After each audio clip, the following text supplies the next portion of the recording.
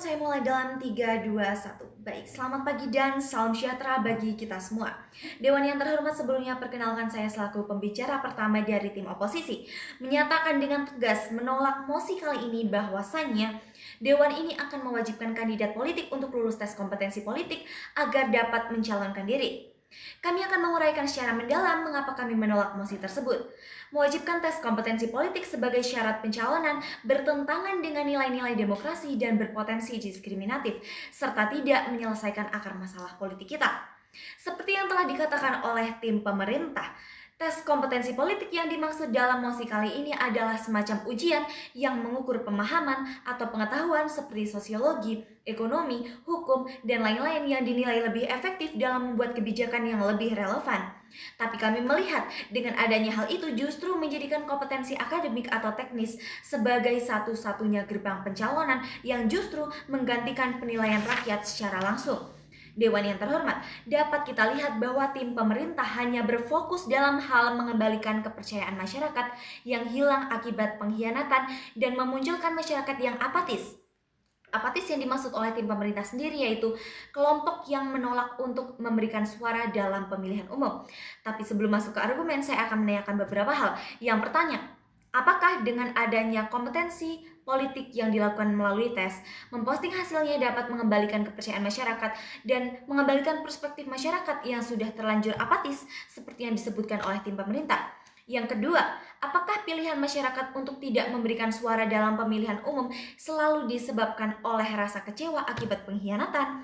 Dan yang ketiga, apakah tim pemerintah sudah memikirkan dampak yang lebih menyeluruh? Karena kami melihat dengan adanya tes kompetensi politik justru malah akan menambah ketidakpercayaan masyarakat. Karena kebanyakan dari orang-orang yang memiliki ambisi yang besar untuk sebuah jabatan pasti akan melakukan berbagai cara untuk mendapatkannya. Hal ini justru akan menambah masalah baru dan dampak yang lebih dalam seperti penyuapan, kecurangan, penggelapan dana atau korupsi. Dalam argumen yang disampaikan, tim pro tidak dapat menjelaskan hal tersebut. Maka dari itu, kami tim oposisi menegaskan bahwa kami menolak mosi ini karena kami percaya bahwa yang pertama, tes kompetensi politik bukanlah tolak ukur utama dalam menentukan atau menilai kepemimpinan seseorang. Alasannya, karena sudah dapat dipastikan orang yang dapat sampai dalam tahap pencalonan adalah orang yang berkompeten dan dinilai berintegritas dan lebih mampu dari orang lain. Maka dari itu, dia didorong untuk bisa mencalonkan diri. Yang kedua, mosi ini beresiko menutup ruang politik bagi rakyat biasa. Alasannya, dengan adanya tes kompetensi politik ini sudah dapat dipastikan bahwasanya hanya orang-orang tertentu yang memiliki privilege yang dapat mengikutinya. Padahal, orang-orang dengan latar belakang rakyat biasa justru memiliki kompetensi dan integritas yang lebih tinggi karena mereka hidup langsung dalam realitas sosial dan memahami kebutuhan masyarakat dengan baik. Kompetensi mereka lahir dari pengalaman hidup, bukan sekedar teori. Baik, Dewan yang terhormat, ada beberapa argumen yang akan saya sampaikan untuk menguatkan posisi kami.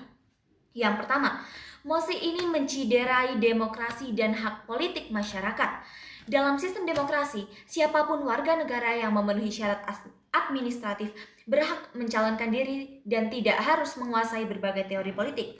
Dengan mosi ini, rakyat tidak lagi bebas memilih siapa yang mereka inginkan karena kandidat yang disaring oleh sistem ujian bukan oleh suara rakyat. Apakah nelayan, petani, aktivis akar rumput yang tidak fasih menjawab soal atau sistem hukum politik harus kehilangan hak politiknya? Argumen yang kedua, kompetensi politik tidak selalu terukur lewat tes. Politik bukan semata-mata lewat teori, melainkan tentang kepemimpinan, integritas, dan empati.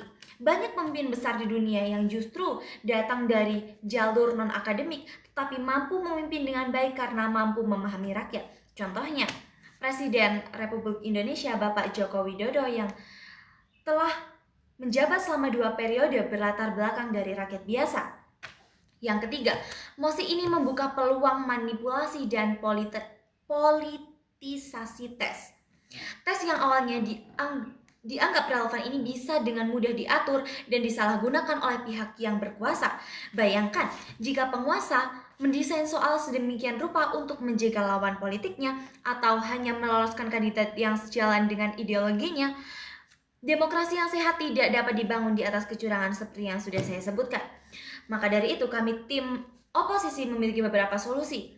Yang lebih efektif adalah dengan pendidikan pemilih, bukan tes kompetensi kandidat. Masalah utama dalam politik kita bukan karena kandidat tidak kompeten, tapi karena pemilih kurang informasi dari partai politik yang kurang kaderisasi. Yang harus diperbaiki di sini adalah yang pertama, literasi politik masyarakat dapat dilakukan melalui kegiatan seperti kampanye dan sosialisasi menyeluruh. Yang kedua, sistem debut politik yang transparan. Rekrutmen atau pencalonan kandidat dipilih berdasarkan kontribusinya dan dilakukan secara terang-terangan. Kami menyimpulkan bahwa mosi ini berpotensi menutup ruang demokrasi dan tidak menjamin kualitas pemimpin. Alih-alih membatasi hak warga negara, mari kita dorong sistem yang lebih mendidik dan membina, bukan hanya menyaring dan menyingkirkan. Ilmu tinggi tak jamin bijak, lidah manis belum tentu jujur. Kami tim oposisi berdiri tegak demi demokrasi yang tetap jujur. Sekian dan terima kasih.